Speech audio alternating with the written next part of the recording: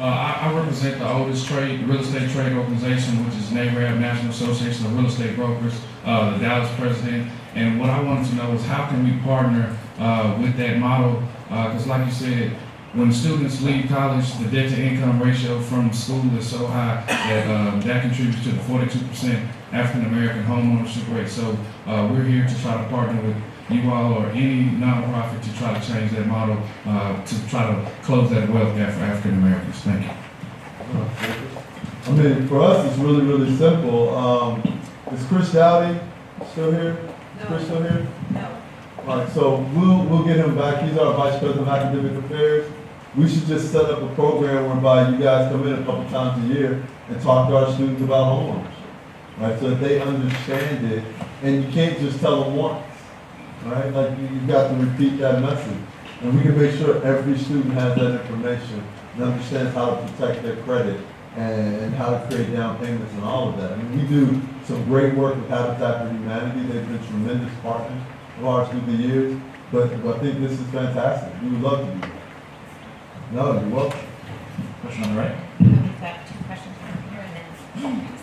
Hi, my name is Angela Willis, and I represent Global Economic Empowerment Enterprises, and I'm also working with the Collin County Juvenile Detention Center. So I have two questions. First of all, one is thank you, Dr. Sorrell, for all of the work that you've done and for just kind of opening my eyes up because I'm involved with the community here in Dallas because this is my roots. And one of the things that I do is do educational seminars, which has to do with financial empowerment and as well as dealing with the cost of caregiving for people that have to deal with Alzheimer's and dementia. And it's taking place in my church, and I'm not here to try to do a plug or anything like that.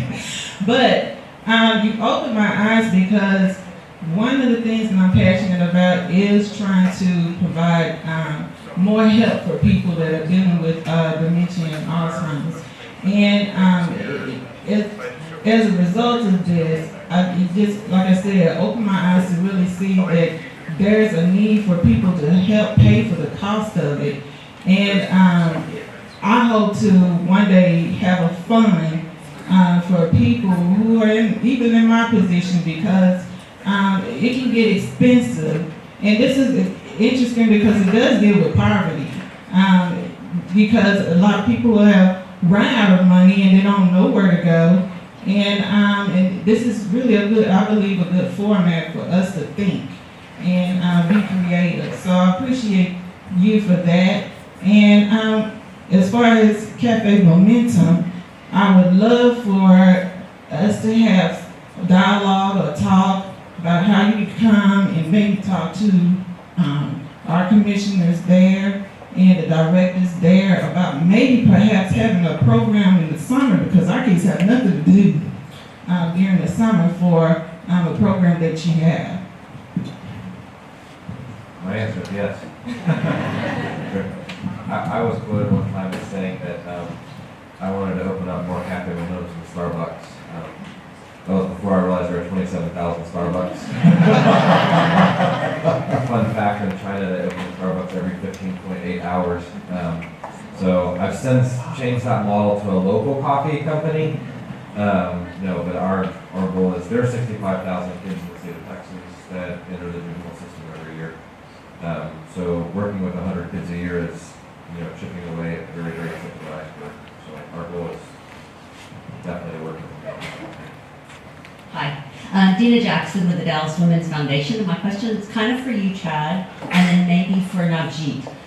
When you think about, so we are a moderate-sized public foundation and we provide funding sometimes 1 year, sometimes multiple years. When you think about reporting on grants, and you can, grants like mine, outcomes versus outputs, do you feel pressure from your funders to actually focus more on the outputs and to count bodies and to count heads or count meals or whatever versus saying, yes, your money did not maybe fund directly this output, but it's a part of the bigger picture? And when you do your annual reporting, how could we as funders help you focus more on outcomes and report on outcomes?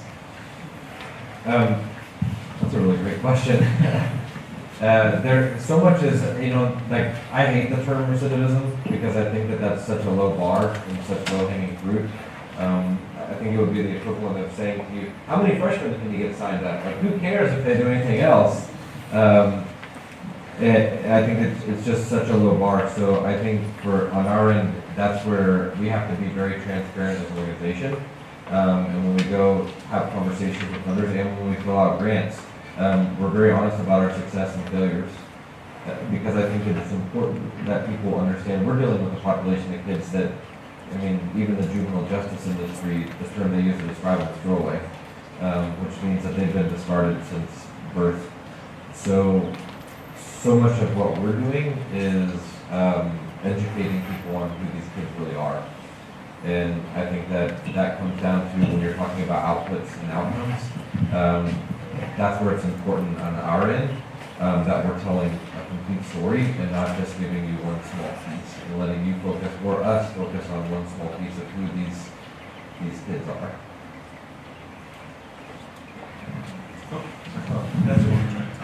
Sorry. The only thing I would add to that is that the philanthropic community has been really catalytic in the Pay for Success or social impact bond world, in part because they don't have the money to end extreme poverty and they realize that. And so philanthropy has been incredibly important to us in being often supporting the financings that we're doing, providing a first loss guarantee or subordinate debt that really helps catalyze a tremendous amount of private capital coming in. So, philanthropy, I think, can be a tremendous partner in helping organizations like CHAZ that are focused on outcomes really achieve those outcomes. I think another area for philanthropy that we haven't talked a lot about today, but I think it's really crucial, is building a data infrastructure that allows all of this to be easier. It's enough that Chad has to put great plates of food out on the table every day, but he's also simultaneously solving this larger social challenge. And now we want him to become a PhD in outcomes impact tracking. I think that's probably asking too much. And I would like to see our philanthropic partners help us build some common data infrastructure so that it's easier for funders and providers and government to keep track of our progress and not depend upon the providers themselves to develop that capacity and resources and spend resources to do it. Do we have another question? I have a mic over. We have lots of questions. Actually, why don't we do 2 questions before you guys answer, just so we can get through a few more because we're running out of time. Go ahead. Cassie Johnson from Traffico. So in terms of trying to measure impacts on a lot of the things that you guys are working on, a lot of times you have conflicting interests, right? So it comes down to money. So for example, recidivism, private prisons, they're losing money when you do a good job, right? So you end up with a lot of understanding where people's pockets are, because incentives are what drives things, right? We all kind of live off incentives, no matter what we want to kind of think through. So if you're impacting that bottom line and you're saving society money, those people over here are going to be mad that you're doing a good job, right? So how do you create a bigger pie where you give them different things to kind of feel good about? So if you're eliminating poverty, sometimes the cost of poverty, you're not working in financial services for a long time. Say, for example, not crushing all big banks, but a lot of big banks make really good money on fees to poor people, right? So when they change that, you're like, all right, so how do I make more fees on that large population that doesn't really know or understand banking to a great extent?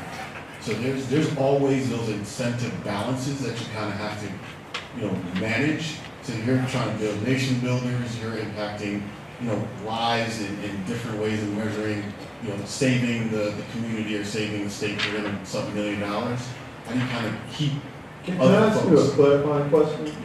Yeah. Are you asking us how do we show compassion for people who are profiting off those who are suffering? No, that's not my question. My question is how do you kind of minimize to a certain, it's almost like you have to kind of go around those people. Okay.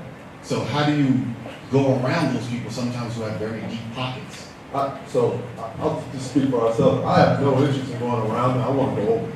Amen. Right? Like, I'm not going to spend one moment in my life worried about how people who had the ability to address those who are suffering and motivate them to get engaged. They should be engaged because this is fundamentally wrong. Right? I mean, like, I think about prisons and private prisons. Like, I understand the prison industrial complex, right? I mean, I understand that there's some towns where that's their source of economic development. But where is it written that your source of economic development should be on the backs of people's families? I mean, this is just right and wrong. And I mean, there are individuals who, I think you have to look for ways around it. But on this one, we don't have interests that can ever be aligned if you're making money off the people I'm trying to help. There's something criminal in the idea that you actually make money on making sure that people commit crimes again. Right. Like that's wrong. So maybe that entails why we need to completely change the narrative. That is 100% unacceptable. That is not. It's unacceptable. Period. We're not going to be friends. Okay, so we have less than 5 minutes left. We've got a bunch of hands. We're going to take 4 rapid fire questions. If you guys wouldn't mind holding off until we get all 4 in, and then we'll wrap up. Hi, I'm Gretchen Martins. I work at the intersection of conscious capitalism and the global compassion movement. And I'm wondering, that astounding figure about the billionaires, and you look at the United States, 1 in 5 children live with food insecurity, and we throw away enough food to feed the entire planet 2.5 times over. To me, that says that our orientation as a society is way off. When we talk about nation building, where is the fundamental discussion about the crisis of compassion that we have as a people? It's not an issue of commitment. We have plenty of money, but we have an absolute lack of resolve to do anything about it. So my question had to do with the social impact bonds or pay for success, and I just wanted to know whether you had any recommendations as to how to get the governmental sector interested in going that direction. Real quickly, I'm with the Dallas Leadership Foundation, and press didn't pay me for this, but I am going to promote and encourage all of you to get involved with the work program for Paul Quinn College. We have employed a Quinnite. So I would encourage you to do that. If you aren't, find out about it because it works. Good morning, I'm Brandy Siegel, I guess this afternoon, and I am with Year Up. We are a very outcome-driven organization. That happens when you have a Harvard MBA as your founder, who came off of Wall Street. And I look around this room at so many organizations that we have had the collaborative partnership with. But in Dallas specifically, and across the country, when you run into major metropolitan areas, it doesn't matter how much work you do. People don't have transportation to access the jobs for which they've been trained. We have a major problem. And until corporations change their policies that continue the systemic racism we're talking about as it relates to not hiring people with any type of criminal background, we're not going to be able to change this narrative. So it's probably a longer question than we can get to right now, but these are things I didn't see addressed in the book. But transportation and getting people hired with criminal backgrounds are going to be very, very important to changing those opportunities. Okay, great. So I have crisis of compassion.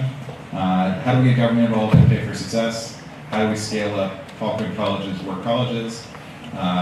And the transportation and prisoner reentry challenges. If any of you want to take any of those in any particular order, and we only have a couple minutes, so I encourage you to be brief. Thanks. Great. So just on the government involvement, I'm going to track down Eric Johnson when I leave here because I'd love to talk to him. It really does take having a champion within government, and whether it's at the governor level or the mayor level or from the legislature, someone who really is interested in changing the way government thinks about this. I'll quickly say on the transportation, I think there's more and more focus on what's called sustainability and sustainable transportation, and as a former public finance lawyer, I find that to be extremely exciting, where you're not just thinking about kind of what kind of transportation infrastructure you're building, but how does it affect all communities? And how do you make sure that the communities who really need access to that are able to get that? So I think the world is, I think people are getting smarter and more thoughtful about it. Happy to pass it on. I mean, I think it all boils down to equity. I know that that's a buzz term right now, but it is real. When President Sorrell put something up that the billionaires made enough money just last year, and you pose the question, and it's rhetorical, but it matters. How much money do they need? And equity literally means I gotta give up mine so that you can have yours. When people are uncomfortable with that in this country, they're very uncomfortable. Equity doesn't mean how can I create something so that you can rise up to my level. It means I have to give for us to become equal. That's literally what it means. And until we push, until more people listen and understand what that really means and agree to give up their piece, then we're just all going to be having the same conversation over and over and over again, and we're going to be talking around the issue over and over and over again, and real change won't happen.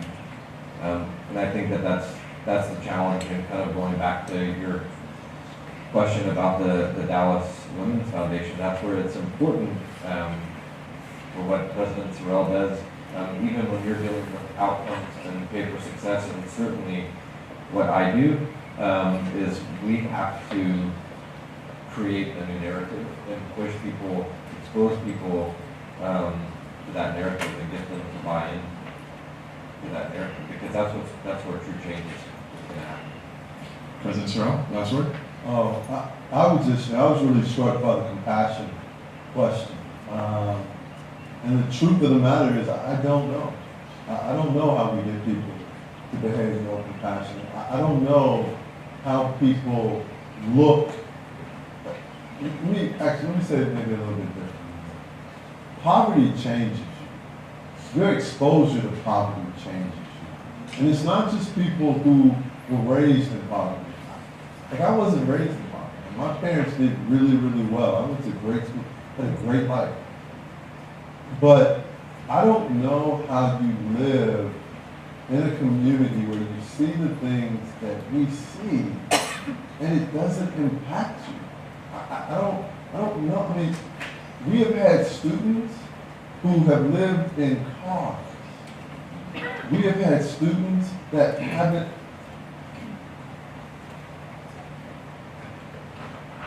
If you don't understand that all of us are neighbors, that all of us belong to the same tribe, that it's not a zero-sum game. If you just fly over the problem or drive past the problem and never spend a moment in communities where people don't even have some place to eat. I mean, for the majority of my tenure at Paul Quinn College, there were more stray dogs than there were restaurants. I mean, have you ever seen a stray dog in Highland Park? I'll take you one further. Have you seen a stray dog north of downtown? No, because they all live south of downtown. I mean, the inability to do simple things simply. If that doesn't touch you, if that doesn't affect your soul, if that doesn't change you, God help you. Like, I would pray for you because you are, like, you need Jesus. You just do. You need Jesus. So I don't know how to do that. If I did, I'd fix it immediately, but I can tell you that we're going to spend the rest of our lives trying to do the best that. Well, thank you for everything you do. Thank you for sharing the story.